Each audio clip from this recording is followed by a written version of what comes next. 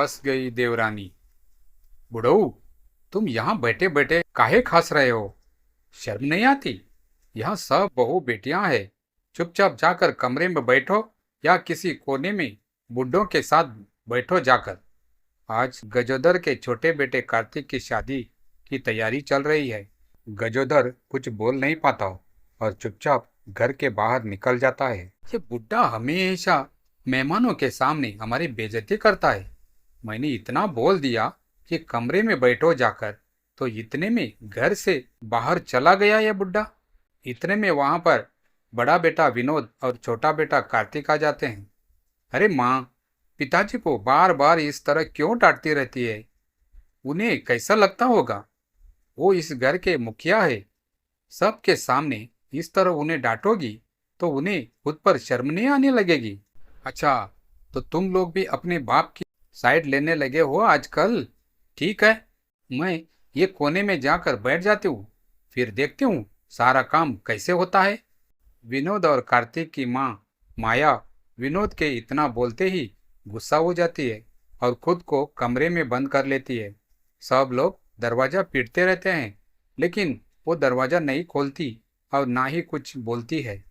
तभी विनोद की बीवी कहती है, आपको माँ जी से इस तरह बात नहीं करनी चाहिए थी। आप ऐसा कीजिए, दरवाजा तोड़ दीजिए, वरना कहीं माँ जी कुछ गलत न कर बैठे। नीलम, तुम सही कह रही हो। कार्तिक, जरा पीछे हटना, मैं दरवाजा तोड़ता हूँ। विनोद 5 कदम पीछे जाता है और भागकर दरवाजा तोड़ने ही वाला होता है, लेकिन जैसे ही वह दरवाजे को छूता है, वैसे ही उसकी माँ अंदर से दरवाजा खोल देती है और विनोद दरवाजे के अंदर जाकर दीवार से भिड़ जाता है और उसे चोट लग जाती है। तुम सब लोग अपने बाप पर ही गए हो। थोड़ी देर बाथरूम में जाकर हल्का क्या होने लगी? तुमने तो दरवाजा ही तोड़ दिया। कल शादी है, शादी से पहले इतना बड़ा अपशगुन कर दिया तुम लोगों ने। अब कोई ना कोई गड़बड़ तो शादी के बाद जरूर होगी। माँ जी, आप ऐसा क्यों बोल रही है? ऐसा कुछ नहीं होगा। तू तो चुप ही रही है बहू। ये मेरा घर है और यहाँ सिर्फ मेरी चलेगी। मुझे आज के जमाने की सास मत समझ लेना, जिसे तू दबा ले जाएगी। ठीक है माँ जी, अब हम लोग कुछ नहीं बोलेंगे। जैसा आप कहेगी वैसा ही होगा। अब चलिए शादी की तैयारी करते हैं। कल बारात निकलनी है। कार्तिक की देवर जी को थोड़ा समझा देती हूँ। अगले दिन कार्तिक बारात लेकर प्रियंका के घर पहुंच जाता है। सब लोग डांस कर रहे होते हैं। कार्तिक अपने पिता गजोदर को भी डांस करने के लिए ले जाता है, लेकिन तभी उसकी माँ माया वहां पर आ जाती है और गजोदर को घसीटकर गाड़ी में बिठा देती है। चुपचाप गाड़ी में बैठे रहो। पैर कब्र में लटक रहे हैं और जवानी अभी भी चढ़ी हुई है। ये कोई उम्र है डांस करने की? मैं हर बार कोशिश करता हूँ कि मुझसे कोई गलती ना हो, पर पता नहीं कैसे मुझसे हर बार गलती हो जाती है। शादी की सभी परंपराएं आगे बढ़ने लगती है और वरमाला का समय आ जाता है। वरमाला के बाद सभी रिश्तेदार फोटो खिंचवाने के लिए दूल्हा दुल्हन को आशीर्वाद देते हैं। गजोदर को भी कार्तिक स्टेज के ऊपर ले जाता है, लेकिन माया उसे धक्का देकर वहां से भगा देती है। नई नवेली दुल्हन यानी नीलम की देवरानी प्रियंका को ये सब देखकर अच्छा नहीं लगता है। खैर, विदाई हो जाती है और प्रियंका अपने ससुराल आ जाती है। कार्तिक, ये तुम्हारे सगे पिताजी है ना? प्रियंका, ये तुम कैसे सवाल कर रही हो? मैं जब से यहाँ पर आई हूँ, यहाँ तक कि शादी के दिन भी देख रही हूँ कि ससुर जी की बिल्कुल इज्जत नहीं है इस घर में। माँ जी जब देखो तब बहुत बुरी तरीके से उन्हें लताड़ देती है। ये उनका रोज का काम है। धीरे धीरे तुम्हें भी आदत पड़ जाएगी। मैं ससुर जी से बात करती हूँ, तुम कुछ ऐसा वैसा मत कहना उनसे। जैसा चल रहा है चलने दो। आप परेशान मत हो, मैं इतनी समझदार हूँ, मैं सब संभाल लूंगी। इतना कहकर प्रियंका अपने ससुर गजोदर के कमरे में चली जाती। आप अपने ही घर में इतना सब कुछ क्यों बर्दाश्त करते हो? कुछ ना कुछ करना पड़ेगा, वरना इस तरह का माहौल अच्छा नहीं होता। आने वाले बच्चों पर क्या प्रभाव पड़ेगा। प्रियंका, तुम इन सब चक्करों में मत पड़ो। ये तो मेरा रोज का काम है। प्रियंका और गजोदर चुपके चुपके बातें कर रहे होते हैं। तभी दूर से माया सब कुछ सुन लेती है और उसके कमरे में आ जाती है। ये सब क्या हो रहा है। तुम्हारी जवानी गई नहीं है अभी तक। नई नवेली बहू से अकेले अकेले कमरे में चुपके चुपके क्या बातें कर रहे हो। कोई चक्कर चल रहा है क्या। बुढ़ऊ, तुमको लेकर तो मैं परेशान हो गई। अरे माँ जी, आप तो अंतर्यामी निकली। हम दोनों के बीच चक्कर चल रहा है, ये आपको कैसे पता चला। खैर, शाम तक कुछ और भी पता चलने वाला है आपको। इतना कहकर प्रियंका अपनी ससुर गजोदर को लेकर वहां से चली जाती है। तभी प्रियंका एक बार रुकती है और पीछे पलटकर बोलती है, आपको ससुर जी से बहुत ज्यादा तकलीफ होती है ना, इसीलिए मैं इन्हें लेकर अपनी बुआ के घर जा रही हूँ। यही पास में ही रहते हैं। इनका भी मन बहल जाएगा और आपको भी थोड़ा सुकून मिल जाएगा। इस तरह से प्रियंका अपने ससुर गजोदर को लेकर वहां से चली जाती है। रात हो जाती है और माया अपने बेटे से कहती है, रात हो गई है कार्तिक, तेरी नई नवेली दुल्हन अभी तक गायब है। तुझे खबर है या नहीं। अरे माँ, प्रियंका अकेले नहीं गई है, वो पिताजी के साथ अपनी बुआ के घर गई है। अभी आती होगी। पिताजी साथ है तो किस बात की टेंशन। माया के दिल के अंदर ही अंदर न जाने क्या क्या चलने लगता है। तभी अचानक डोरबेल बजती है।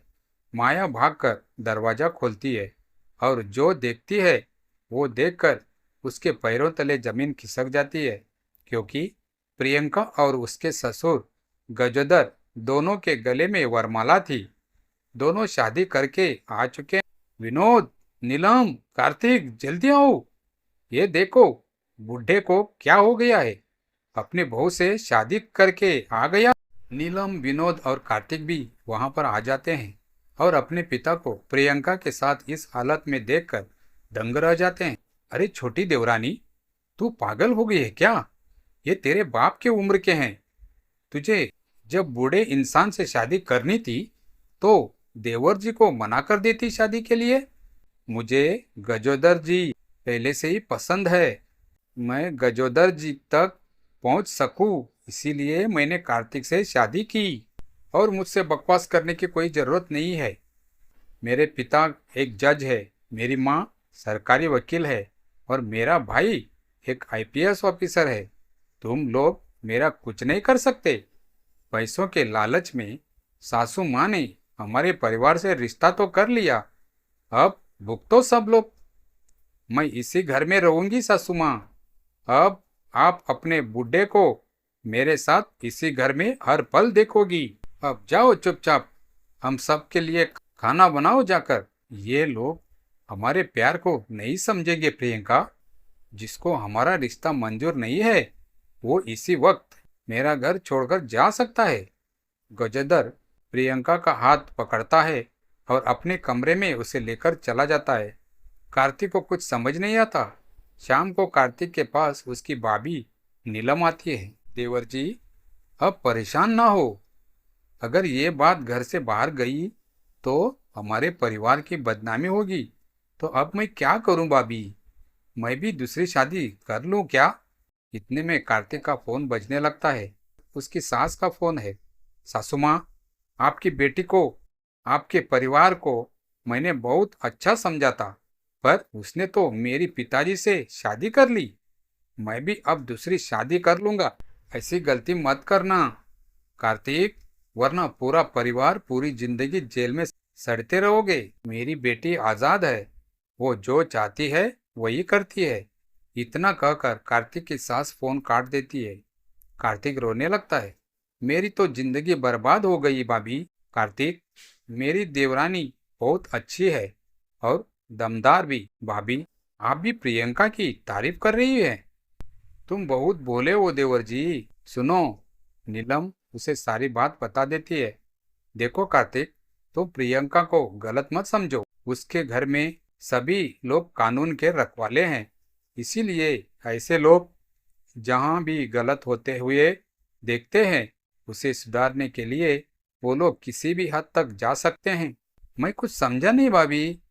मेरी देवरानी जो भी कर रही है मुझे बताने के बाद ही कर रही है।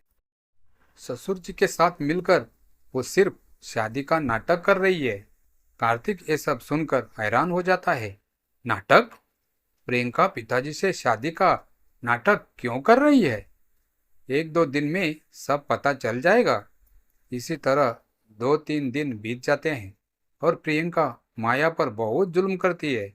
उससे सारा काम करवाती है, गजोदर के पैर पकड़ने तक मजबूर कर देती है। तब जाकर गजोदर का खोया हुआ सम्मान और आत्मविश्वास लौट आता है। लेकिन इस सब के बाद माया बहुत बीमार पड़ जाती है और बिस्तर पर लेट जाती है। मैं मरने वाली हूँ। कहते हैं ऊपर वाला हर किसी को उसके कर्मों का फल इसी जन्म में दे देता है। मैंने अपने पति की कभी इज्जत नहीं की, इसीलिए आज मुझे अपनी सौतन देखनी पड़ी। अंतिम समय में मैं आप सभी से माफ़ी मांगती हूँ। माया अपने पति गजोदर से और बाकी सभी से माफ़ी मांगती है। तभी वहाँ प्रियंका के माता पिता भी आ जाते हैं। प्रियंका की माँ कहती है, परेशान मत होइए समधन जी, हमने शादी वाले दिन ही समधी जी के प्रति आपका व्यवहार देख लिया था। ये प्रियंका ने गजोदर जी के साथ मिलकर शादी का नाटक किया। प्रियंका के पिता कहते हैं, आदमी एक घर का पिलर होता है। आदमी एक घर को अपने कंधे पर उठा लेता है, इसीलिए कभी भी उसे इंसल्ट नहीं करना चाहिए। लेकिन समधन जी, आप तो इंसल्ट पर इंसल्ट किए जा रहे थे, इसीलिए मेरी बेटी को ये स्टेप लेना पड़ा। हाँ माँ जी, मेरी प्यारी देवरानी ने मुझे बताकर ही सब कुछ किया। मुझे माफ़ कर दीजिए, मुझसे गलती हो गई। इस तरह से माया को अपनी गलतियों का एहसास हो गया और सब कुछ ठीक हो गया। प्रियंका उस घर में छोटी बहू बनकर ही रहने लगी और सभी खुशी खुशी रहने लगे।